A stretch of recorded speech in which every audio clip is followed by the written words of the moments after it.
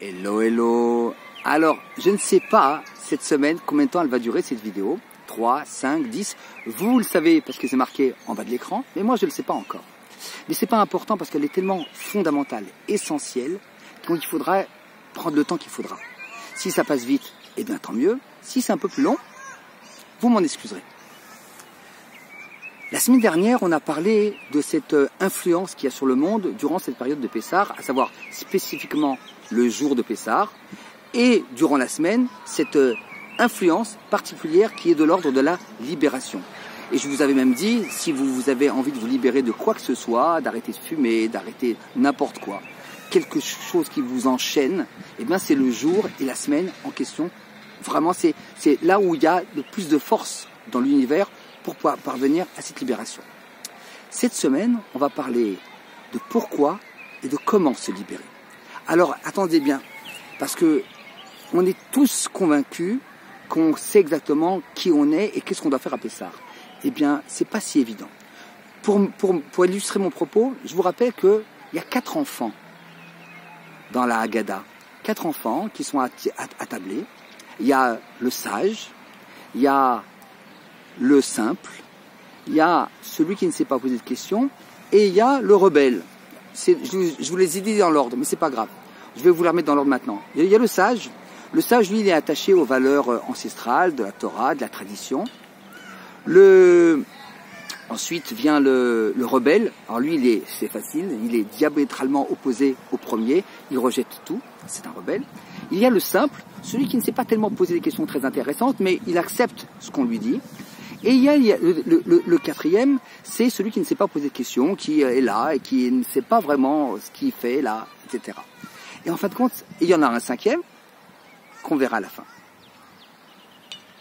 Et enfin, il faut savoir que on est tous une partie de ces 4-là. On est tous aussi bien attachés aux valeurs, même ceux qui ne le croient pas, qui me regardent la vidéo, mais vous aussi, vous êtes un super orthodoxe, par exemple, peut-être dans le respect dû aux parents, parce que c'est une injonction de la Torah, je vous rappelle. Donc vous voyez qu'on est tous, on a tous quelque chose, ou Shabbat, ou Kippour, ou la cacheroute, ce que vous voulez, ou l'attachement à l'histoire. En tout cas, on est attaché à quelque chose, à des valeurs qui sont juives. Ensuite, il y a le rebelle, et on est tous rebelles. Qui n'a pas fauté, volontairement ou involontairement. En tout cas, on a tous cette notion un petit peu où notre corps il prend beaucoup de place. Ensuite, il y a celui qui est simple. Il ne sait pas beaucoup poser de questions, mais quand on lui explique, il n'est pas hostile. Donc on est là-bas aussi. Et puis il y a celui qui ne sait pas poser de questions, qui avance dans son parcours de façon un petit peu naïve, et il est là et il se pose pas de questions. Et puis si jamais ça va oui, c'est oui. Si on lui dit il faut pas le faire, il ne le fait pas. Bon. Et il y a un cinquième. Mais on verra après. Je préfère vous garder les surprises. Je vais vous dire ça parce que, et vous êtes en train de vous dire, mais attends, tu nous as parlé de libération, du pourquoi et du comment. Alors, du pourquoi. On va faire les choses simplement. On va essayer d'expliquer par son contraire la libération. Le contraire de la libération, c'est l'emprisonnement, c'est l'enfermement. D'ailleurs, le mot de l'Égypte, qui se dit en hébreu Mitzraïm, ce sont les mêmes lettres que Metzarim, les frontières, les limites, les prisons. Et donc, si on doit se libérer, il faut qu'on se libère de nos prisons, parce qu'on ne va pas se libérer des prisons de l'autre. Or, chacun, croit qu'on est un des 4. Chacun, on croit qu'on est moi je suis un religieux, non, moi je suis un sioniste, non, moi je suis un gauchiste, non, moi je suis un philosophe, non, moi je suis attaché à la Shoah, et c'est ça ma racine. Mais oui, mais on vient de le dire, on est les 4. Donc il va falloir, si on veut vraiment se libérer, qu'on apprenne à intégrer les 3 autres en nous, les repérer et les accepter, parce que ça fait partie de qui nous sommes. Nous ne sommes pas des anges, nous sommes une multitude de facettes. Il y a 70 visages dans la Torah et il y en a 4 dans la Haggadah. Donc on doit comprendre que si on veut se libérer, on doit ouvrir nos portes à nos frontières qui sont un peu comme ça, reclus sur nous-mêmes. D'ailleurs, sachez qu'après Pessah, après ces limites, on va ouvrir nos portes pour la Mimouna, où là il n'y aura plus de clivage aucun. Que même s'il y avait des gens qui avaient des exigences particulières en cache-route, à la Mimouna, Baruch haba, tout le monde est le bienvenu, tel bah, comme on dit en yiddish.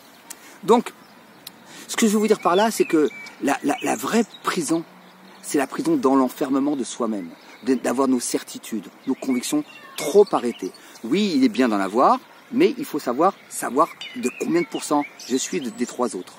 Il y a 25% chacun, ou peut-être 20, puisqu'il y a 5, je vous rappelle, je vous fais tenir le suspense. Et donc il y a cette nécessité de vraiment comprendre, si on veut se comprendre et si on veut arriver à l'unité, parce que c'est ça qu'on veut.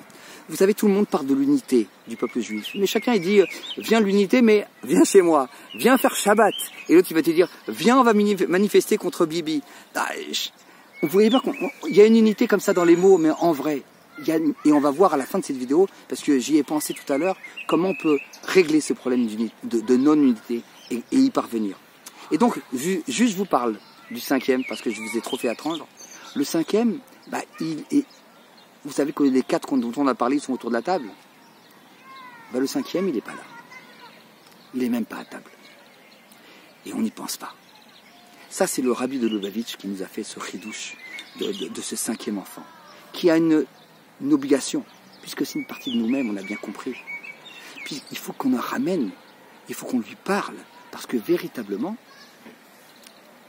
vous êtes juifs, on est tous juifs, c'est ça qui est incroyable. Mais donc, chacun avec sa façon, le chacham, le rebelle, le simple, celui qui ne s'est pas posé de questions, et celui qui n'est pas là.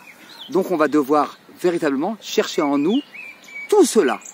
Et c'est la première. Je vais vous donner aujourd'hui 2 ou 3 exercices. Mais ça va être de folie. C'est entre aujourd'hui et demain. Donc vous voyez, ça va être vite réglé. L'histoire, c'est comme ça. Réfléchissez en vous. Prenez une petite feuille. En quoi je suis un chacham, un sage?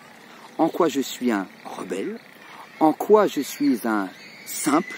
Et en quoi je suis celui qui ne s'est pas posé de questions? Personne n'a besoin de voir cette feuille, vous la gardez pour vous et vous allez y travailler durant Pessah. D'accord? Ça, c'est la première chose. La deuxième chose, et cherchez bien évidemment, oui, excusez-moi, vous avez raison, et cherchez également le cinquième, qu'est-ce qui fait que vous n'êtes pas là, à cette table? À réfléchir. Un petit peu compliqué le cinquième, mais intéressant. On va travailler. On est en coaching juif ou pas? On est là pour bosser, les amis. Et le deuxième exercice, ça va être que vous allez faire un travail d'unité. Vous allez ouvrir vos frontières. Vous allez ouvrir votre porte et inviter des gens. Alors, je vous demande d'envoyer à 5 personnes. Vous savez, 5, c'est pas que tunisien. 5, c'est les 5 sens. Ce sont ces 5 enfants de la Haggadah. C'est quelque chose qui est complet, 5. C'est ce qui arrive à saisir le 5. C'est important, ça ferme la main. Vous comprenez ce que je veux dire? Donc, vous allez envoyer cette vidéo d'unité, de réflexion, de judaïsme, simple, multicolore, multidimensionnel, de cette vidéo en expliquant, en envoyant juste un petit mot du style ah salut machin, j'ai vu cette vidéo, j'ai pensé à toi, j'ai pensé à nous, on se voit pas assez, je t'aime, et c'est vrai qu'on est différents, toi t'es religieux, moi je le suis moins, mais on s'en fout, viens on arrive à se rencontrer, ou à se parler, ou à échanger. Et si vous le faites à 5 personnes, mais je suis très ému quand je vous dis ça.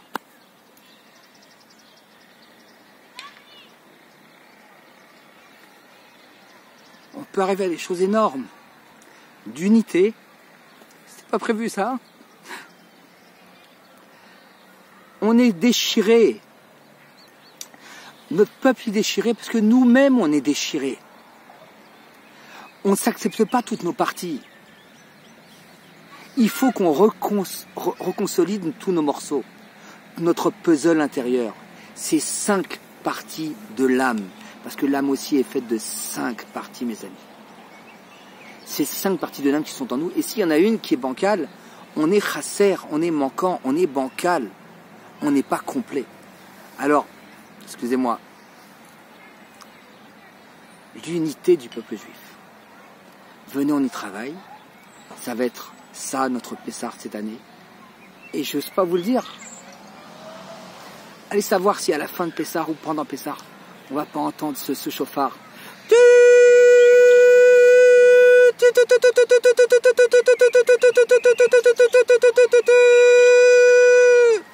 l'avènement de Mashiach. Moi, j'y crois. Alors, si vous faites partie des 5 ou des 5, je vous invite à y croire, parce que là encore, Mashiach, il peut se développer et se dévoiler dans ces 5 dimensions. Voilà, je ne sais pas combien de temps ça a fait. Je vous aime. Chag Pessah Kasher Vesameach, multicolore, chacun avec sa tendance, en acceptant la couleur de l'autre, parce que un tableau que de noir, ou que de rouge, ou que de vert, ou que de bleu, ou que de rose, c'est dommage, on peut faire quelque chose de magnifique. Et ça, on va le faire ensemble. Je vous aime, Chag Sameach, et excusez-moi pour les petites larmes. Bon, c'est comme ça, on le garde.